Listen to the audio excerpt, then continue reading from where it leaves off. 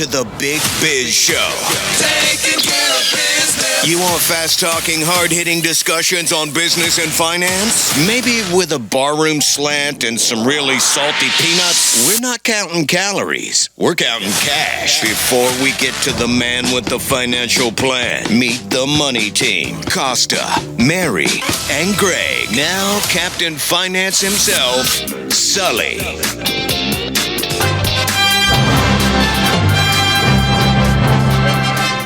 Fan to blow on you. I'll take it over, Greg. Yep. Captain. You know what? I was a kid. Horrible story.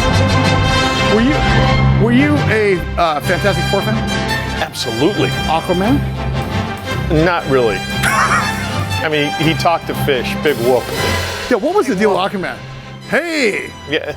let's get all these salmon in one place. Let me get that whale over here. So had Superman, Wonder Woman, Right? and who had the Hulk? Hulk. Okay, are we talking Super Friends? I don't know. I'm talking about this When we were little? Yeah, the cartoons? Yeah. last Saturday. Meanwhile, at the Hall of Justice. And remember the invisible plane? Yeah, that's that Wonder Woman rode around it. If you could have any power Yeah. other than to have as many Funyuns as you could have, Oh boy. would you have the power of flying? The power of invisibility?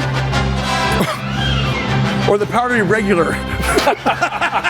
At your age.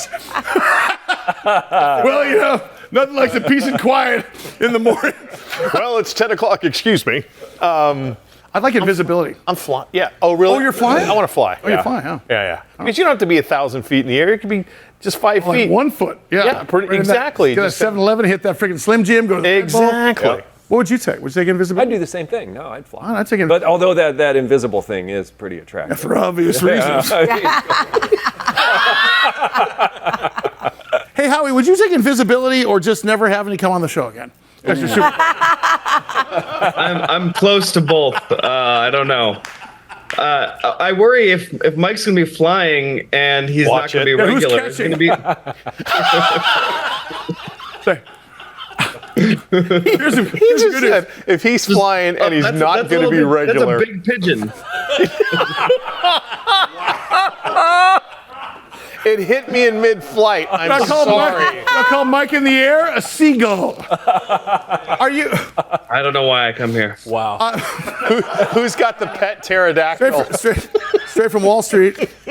First of all, did I understand that Fed Chair Jerome Powell is in front of Congress today or coming up this week? Is that happening? Because Yeah. if you've never read the book, The Creature from Jekyll Island, you realize that the Federal Reserve is nothing but a scam. Yep. They're gonna give the banks money at zero, or in this case, 7% or 6%. When's the last time you had like a 7% credit card or 7% auto loan? So here's the deal: we're gonna get free money. And by the way, nobody knows who owns the Fed. It's not a federal organization. It's often thought to be owned by the banks that use it. So no, we're gonna print our own money. We're gonna borrow our own money. I mean, it really is. There's a better system here. Don't ask me, but there's a better one. So when Jerome Powell, who's an academic, by the way, goes in front of the Congress, what is the purpose here? Is it tap dancing? What's happening? Yeah, I mean, I call it reading tea leaves. A lot of people do. Why do we have this system? I mean, Churchill has a great quote. He said, democracy is the worst form of government, except for all the others. So I wonder, is this just the best we can do? I thought Churchill said the coldest winter I spent was a summer in San Francisco. Wrong guy? Sorry, that was Mark Twain. You're right, though.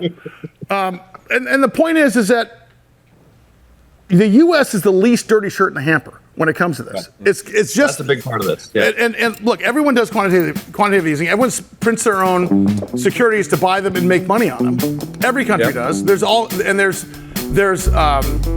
they call a stimulus, but stimulus follows inflation follows stimulus. The problem is, Howie, I blame you. I'll talk to you tomorrow. The problem is, Howie, you.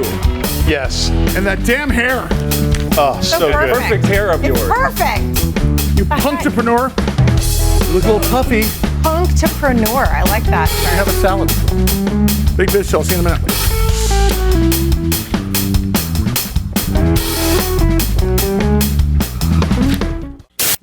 fight going on between the Fed. Again, I got to bring up a great short read that talks about what a scam the Fed is, and I'm no conspiracy theorist here, as I play the Twin Peaks theme. Pulled that one out, didn't I? That is pretty. That's pretty good. Smooth. There you go, man. Creature from Jekyll Island would Yes. be the name of the book that you should read. So you want to know the tale of the creature from Jekyll Island, do ya?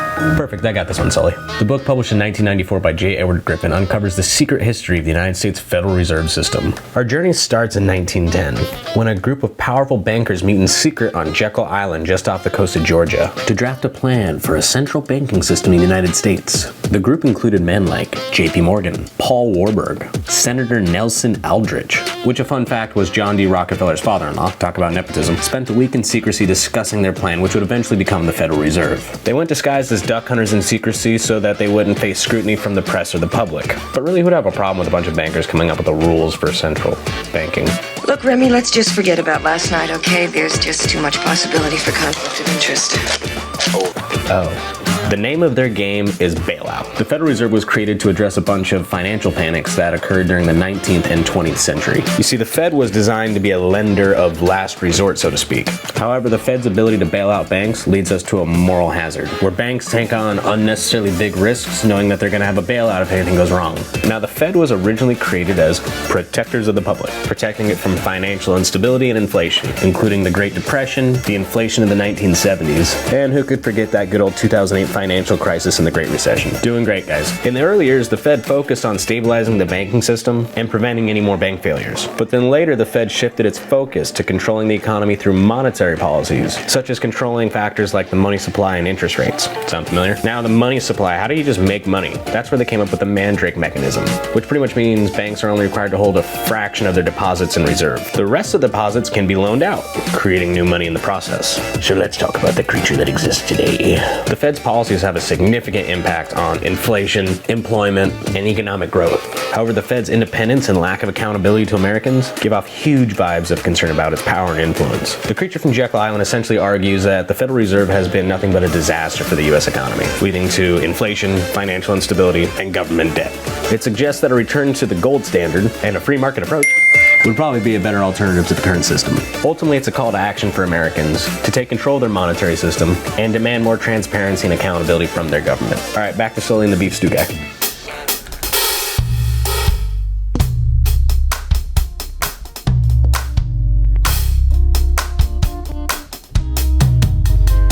Big Biz Show rolling on. Another beautiful day here in sunny Southern California from the Loft 100 studios.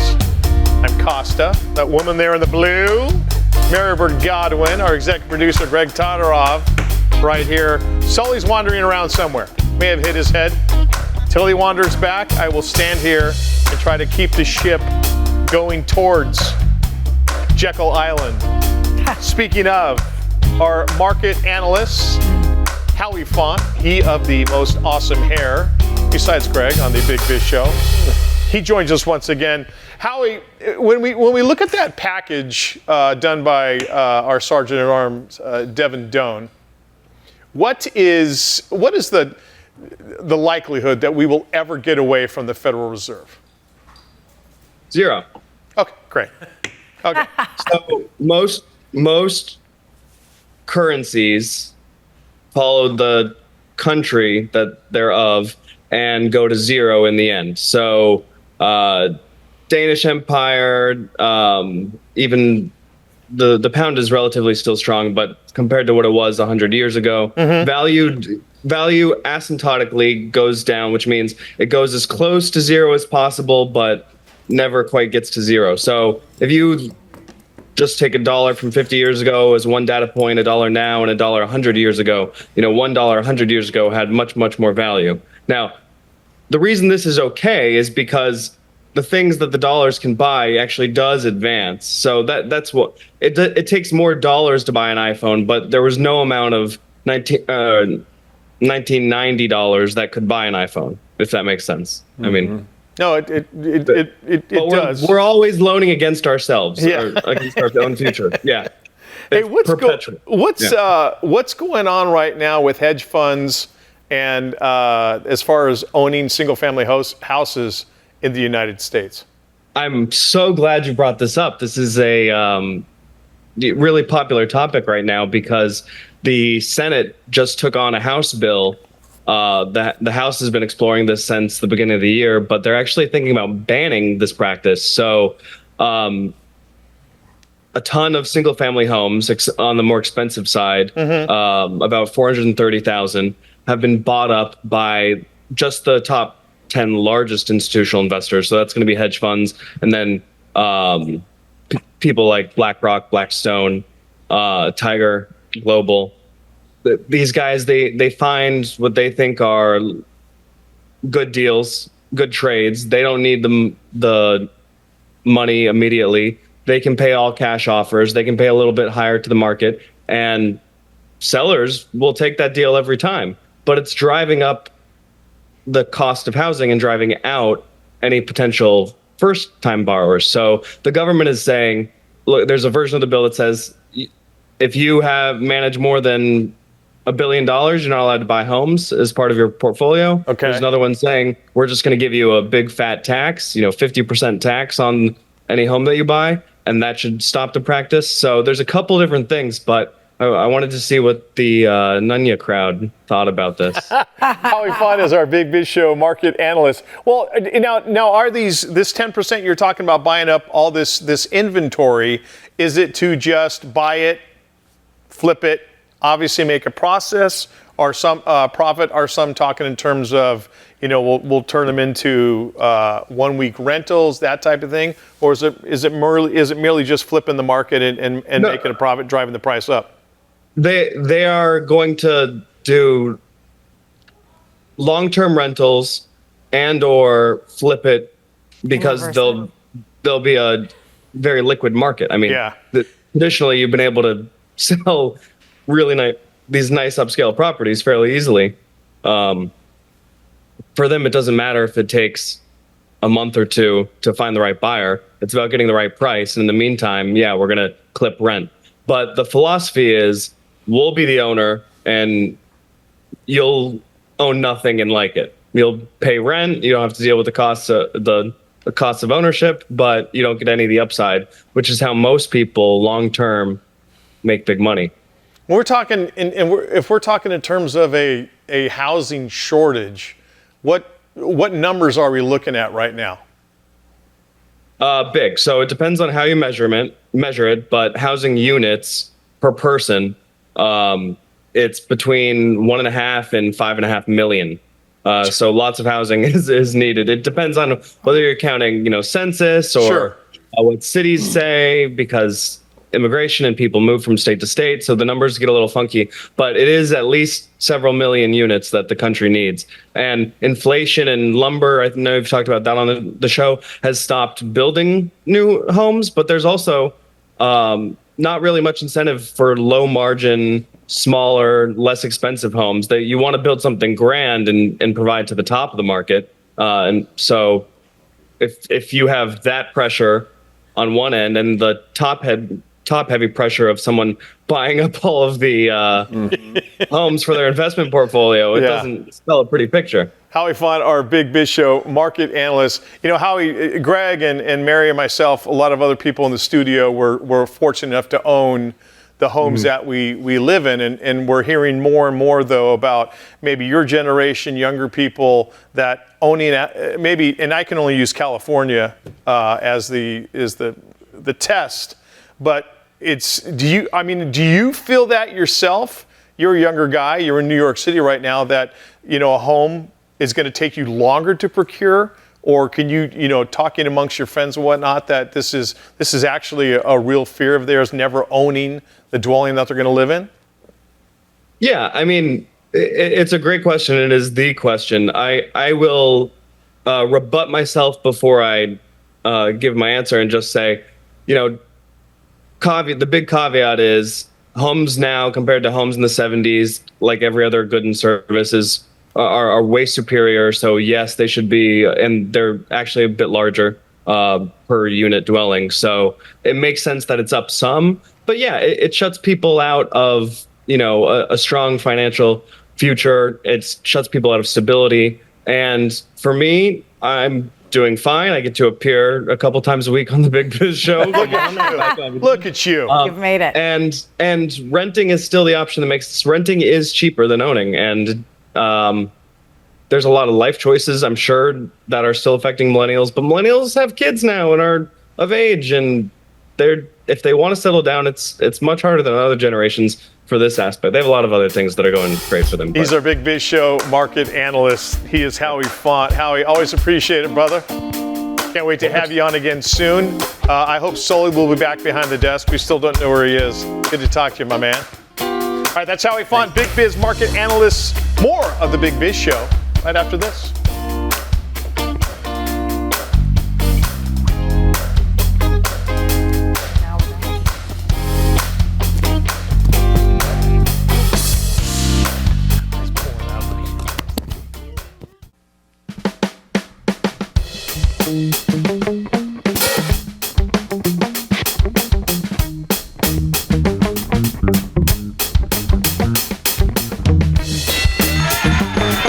From sunny Southern California, the Loft 100 Studios, it is the large financial program, also known as the Big Biz Show.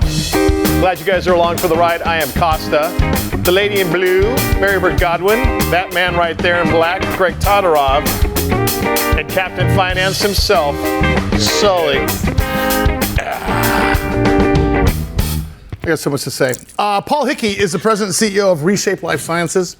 The ticker symbol RSLS, and of course, ReShape is in the business of minimally invasive medical devices that will target obesity.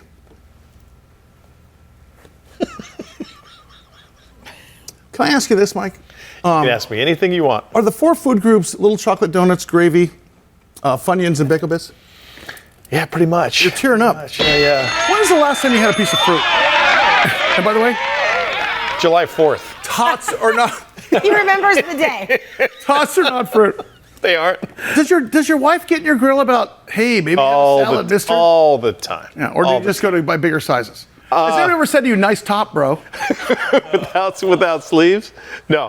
She's always afraid that Greenpeace is going to be called to roll me back on the water when we go to the beach. So You're on a roll. Yeah. Which explains the butter on your. We got them all today. Wow. Hey, Paul Hickey's here. Speaking What's interesting here is you have an FDA-approved lap band system, which people don't. I think there is a renaissance about this. I'm going to bring Paul right up. Paul, first of all, what's interesting here is you guys have cornered the market on this, but is the awareness where you want it to be? Because this is something that's really interesting about. I mean, you've cured the plague of the 20th century, which is obesity.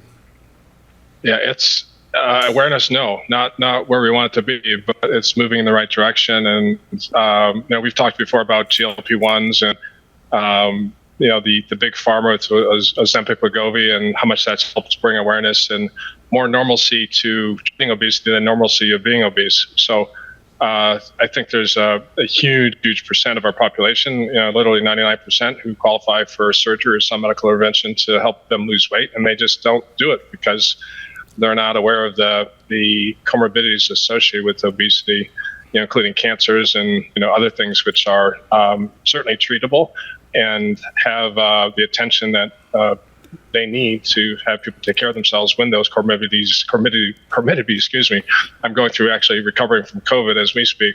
Oh, wow. But ultimately, we got a long ways to go, but we're heading the right direction. Hey, Paul, is the lap band, is the intention to be in forever, for as long as a person's lifespan, and does it have to change, or how does that work? Yeah, it's adjustable, it's reversible. The intent of it is to go in and put essentially a zip tie around the top of the stomach that you can increase or decrease with the physician or the office of the surgeon who does the procedure. Put fluid in to tighten the band around the stomach or take fluid out. We have patients. The product's over 20 years old, and people have had it for over a couple of decades. And others have found that they've tolerate it for less time, and they move to the next step of maybe a more invasive procedure, which is gastric sleeve bypass that essentially alter your anatomy, unlike the lap band. Paul Hickey, the president CEO of ReShape Lifesciences, their ticker symbol RSLS. Paul, do you see that as people who have the procedure or have the band put in and they start to lose weight, that the mental game also kind of comes in line with them losing weight, where they kind of grasp, I've got the lap band in, I can go to any buffet on earth now. No, I've got to start eating right as well. Well, to clarify your comment about having fruit on the 4th of July, I don't think Jell-Os are fruits. Really? I'd like to. Duly noted. Well, we think margaritas are fruits, so let's could be. Enough limes, enough margaritas might count as one fruit. But all said, there is an adjustment. The disease is not just essentially your gut or your brain. It's both. There's different types of obesity. So by restricting your intake, your body's going to adjust and figure out that your brain has to adjust its hormone levels. Everything has to come back into a line. And that's something that takes time to do. And it's easy to fall back into weight gain again if you reverse your therapy and choose to essentially release the lap band from the top of your stomach, as I described earlier. Hey, Paul, let's talk about what Mary has been critical of, the semaglutide, right? There is a huge downside to taking drugs that reduce muscle mass. Let's face it, you've got a $50 billion industry worldwide. Jeez. I mean, Mike's idea of a lap band is a belt. Crispin's just a little higher. But my point is, semaglutides are working. Wegovy's working, Saxenda's working. There's long-term effects by this. And it's not teaching anybody to monitor their appetite. It's not teaching anybody better lifestyle choices. But it's taking a pill, so to speak, in this case a shot, and it's making them shrink. That's tough to compete with. Talk about your message. Yeah, it is tough to compete with, but I go back to what I said earlier. Like there's 99% of the people on the sideline that should be losing weight and should be figuring out how to do that for the length of their lifetime. I think the drawbacks of the positive side of the GLP-1s is they're here to stay. They're helping millions of people, and it's awesome. I think that's good for my industry and other industries. Not so good for hip replacement or cardiovascular issues, other things that will be essentially minimized with the loss of weight by millions of individuals worldwide. But there's accessibility issues, tolerance issues. Certain women in childbearing years that can't take these drugs, and you ideally would like to preserve your anatomy as you're younger in your life. And childhood obesity, the young adults, women in childbearing years, elderly who can't tolerate a lot of things, including medications, all sort of fit within sort of our target zone of the ideal patient. Hey, Greg, you're a fatty, and I know you have trouble trying your shoes. So let me ask you this: Would you consider, if you were a taco shy of a combination plate, would you consider something like this? 100%. But I like this. Ever since the Clash going out of business. That's right. So I think this is an excellent option because you do it one time, and I love that it's adjustable based on how you're doing in your life and how your health is going. And what your weight is like, and it's reversible, it's adjustable, and the shots are just I don't know. I'm not a fan of that idea. Mike's thinking that, hey, can I come every Saturday to adjust for Sunday brunch and then come back on Monday?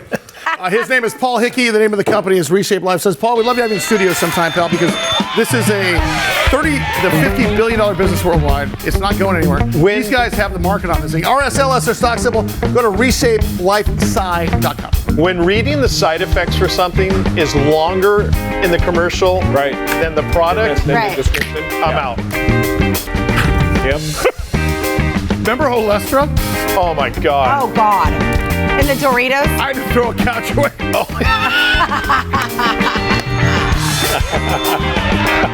You get that rumble. It was like in the Doritos and My bad. the chips.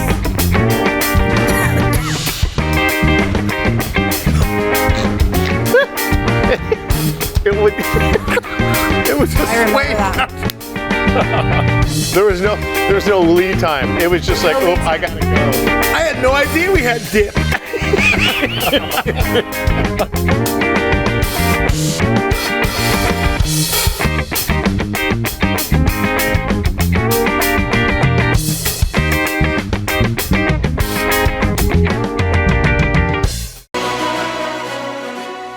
Loft 100 Studios, The Big Biz Show, our affiliates, and our hosts are not registered investment advisors or broker-dealers. Our show hosts make no commitment that the purchase of securities of companies profiled or otherwise mentioned in our programming are suitable or advisable for any persons, or that investment in such securities would be profitable in general. Given the nature of our company's profile and the lack of an active trading market for their securities, and investing is highly speculative and carries a high degree of risk. We profile selected publicly traded and privately held companies on our program. Most of these companies that we profile have provided compensation to Loft 100 Studios and its host for the profile coverage. 3, 2, 1. From time to time, we sell shares of the company profiled in the open market that we receive as compensation for coverage of client companies. But never sell stock if we are speaking about, interviewing, or covering a public company who has paid compensation.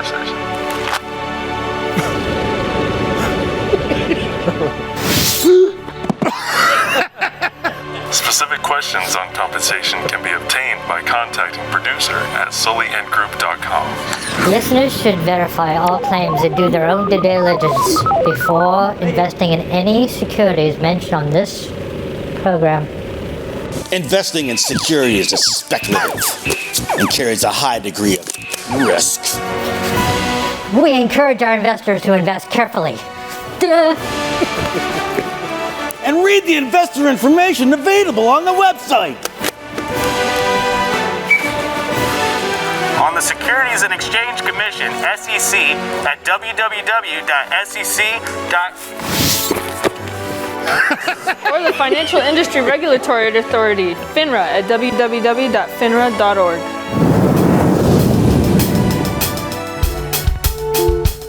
Listen, baby. 125 million TV Home Strong, BizTV, Bloomberg, American Forces Network, 175 countries and all the ships. 15 Emmys, 17 Tonys, and a restraining order. Big Biz Show is on the air. Like Mike Costa likes to say, convicted? Never. Great to have you along.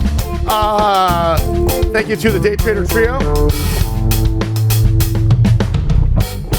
Yeah, they're on their best behavior because, you know, it wasn't that great of a weekend. Oh, no. Over at the all-you-can-eat fries at Mare Mesa Bowl. Ooh. Yeah, they were scraping the popcorn ceiling that day, so it was a little bit... Yep. So we were under construction.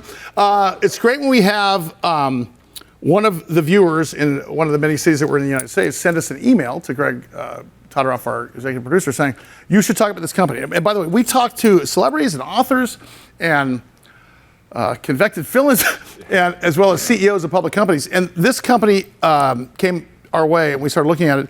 It's one of the coolest things ever. Now, we've raised, how much have we raised for Challenge Athletes Foundation? Like $300,000 in the last 12 years. Yep. For Challenge Athletes Foundation, of course, raising money for those folks that have physical challenges so they can participate in sports. Suddenly, we see this company by the name of LifeWard, stock symbol LFWD.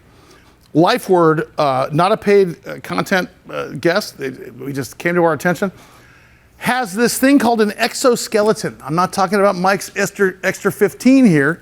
I'm talking about a device that folks with physical challenges can climb into, and they can ambulate, they can walk, they can do so on and so forth. It was such a great time having him last time. Larry Jasinski is the CEO. He joins us now. Larry, how are you, sir? Good to see you. I'm doing great. Thanks for having me back. So listen, can you take us through the topic? Because we had so many emails from our viewers across the country, across the world about you. I want to talk about what you call functional ambulatory program, because this is completely different than what we've seen before, and insurance comes into play. Well, the functional ambulatory was the vision and the mission of the guy who created this originally. He is a man who became paralyzed and wanted everyday life back. So they can walk, go into a restaurant. They can go up steps and downstairs when they need to. They don't have limits. They can. We've had about 40 people do marathon events, either half or even full marathons, such as New York, London, LA Marathon.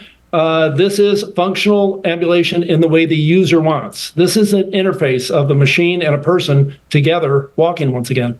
Talk about that journey, because what we know about insurance companies is if you lose a leg, if you end up in a wheelchair, insurance will pay for a wheelchair or a walking leg. They will not pay for, let's say, a running leg or let's say a wheelchair that will get you cycling. And the problem is 30% of those children that suffer from obesity and such, and insurance companies feel like it's a privilege to be able to participate in sports, so they don't cover it. You guys have changed that completely, where suddenly you've got insurance companies covering the cost of your device, and now doctors can prescribe it, correct?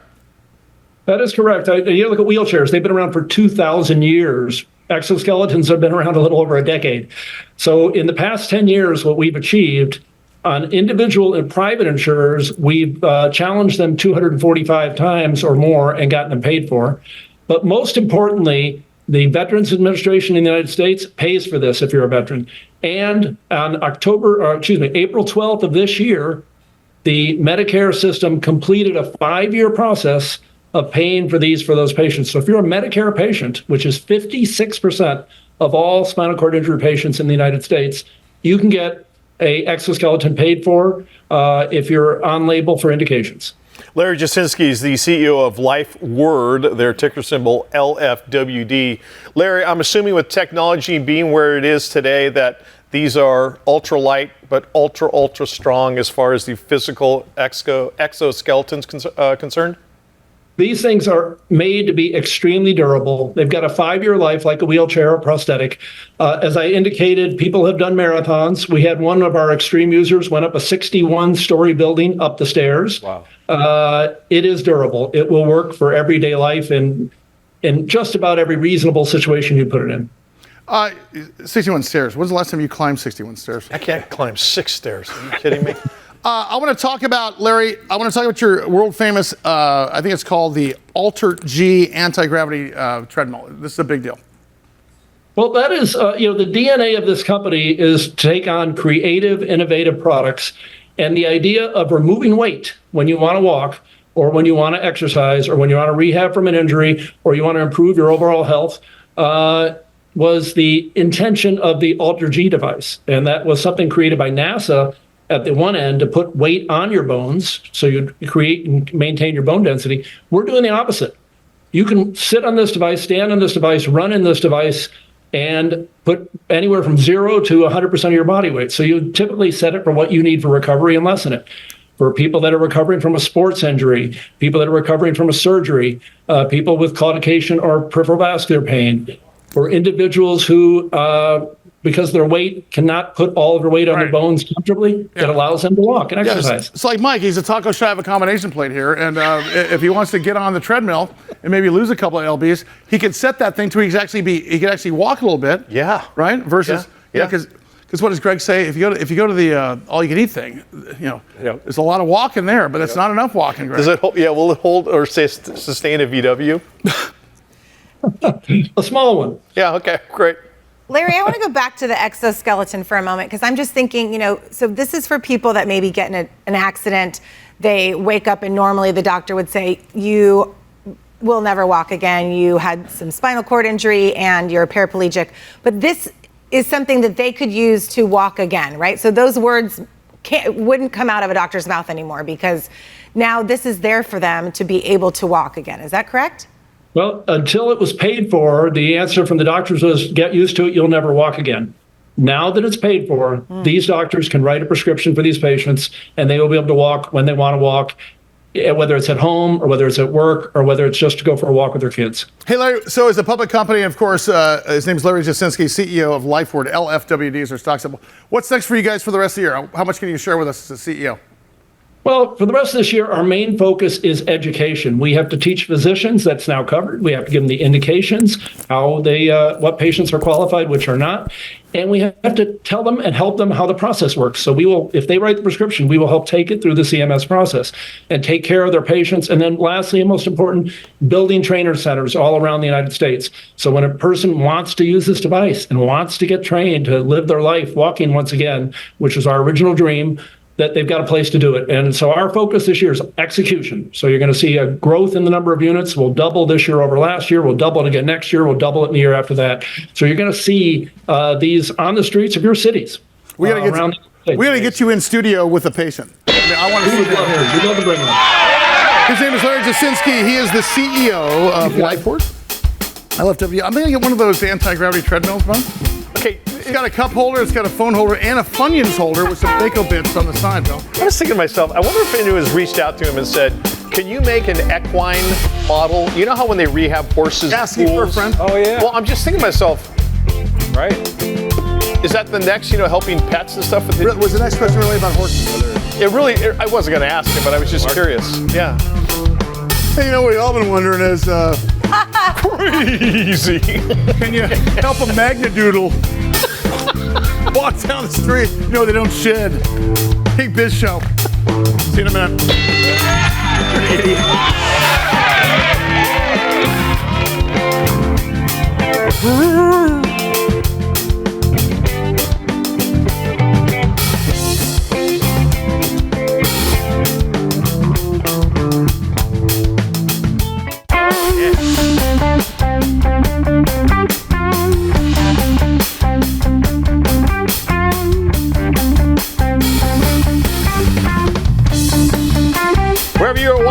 Wherever you are listening from, we are in Southern California in the Loft 100 studios. It is the Big Biz Show. I'm Costa, that's Mary Godwin. Our executive producer is Greg Todorov.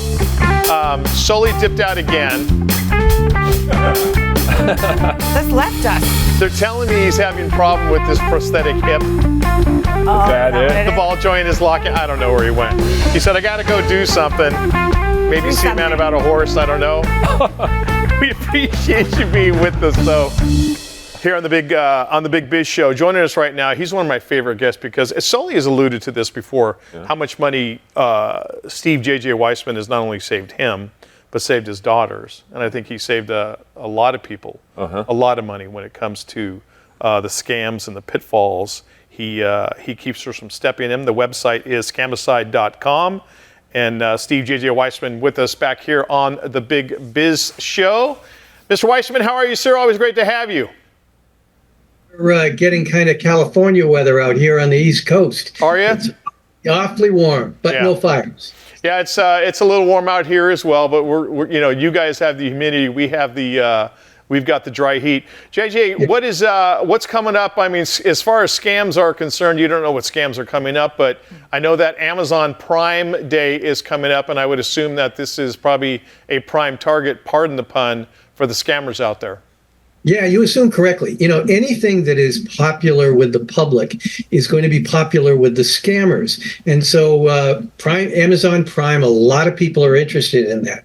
And so what the scammers are doing is they're posing as Amazon. So you may get a text message or an email or a pop-up ad. Now, it can be anything from there's a problem with your order and you need to click on this link to go to a website, the Amazon website, where we'll ask for personal information and maybe a credit card to straighten it out, or it may be an advertisement supposedly from Amazon for some product at a great price. And there are kind of a couple of problems here. Of course, if you click on that link, you may be downloading malware. It can be keystroke logging malware that will steal the information from your computer, make you a victim of identity theft, or get access to your accounts. Or they may just lure you into providing the information or pay the credit card on there. So this is, one of my mottos is things aren't as bad as you think, they're far worse. And it has really gotten worse in the last few years because of artificial insemination, artificial intelligence.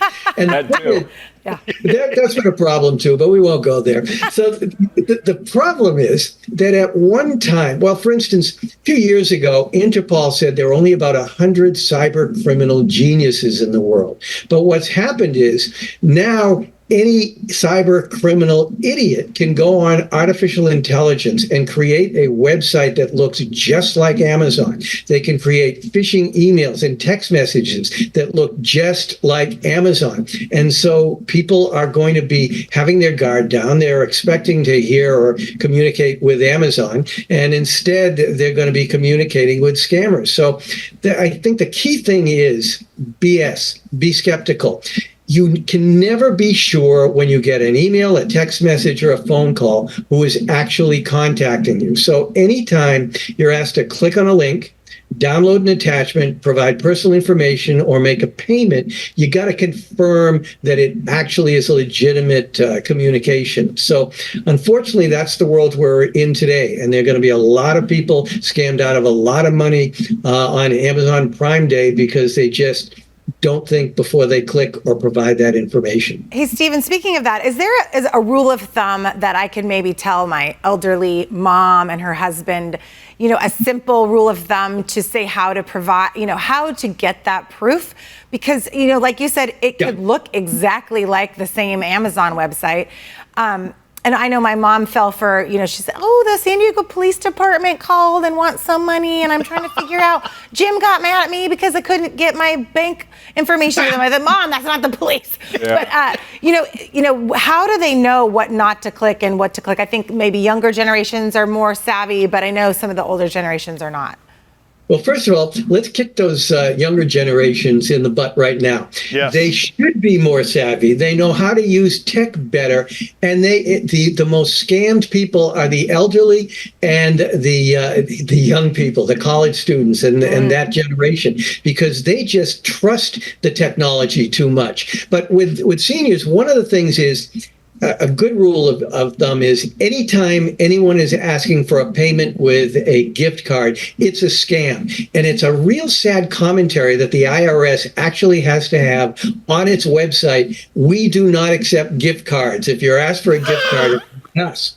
And, it's, I don't know, maybe it's Darwin and the thinning of the herd. What generally I tell people is, how do you confirm? If it is from Amazon, you have to type in the real Amazon URL and make sure you're doing it correctly, because interestingly enough, some of the scammers will get domains and sites that are maybe one letter off that people sometimes may type in wrong. So you've got to go, if it's a company saying that you owe them, and go to your bill and actually look there for what the phone number is. Don't trust the phone numbers or link. And here again, it's even worse. You go, if you're going to your Google or search engine, and very often, if you type in the name, what'll come up is the scammer site. Because what happens is the scammers sometimes will take the easy way out, and they'll pay for advertising to put their site up at the top.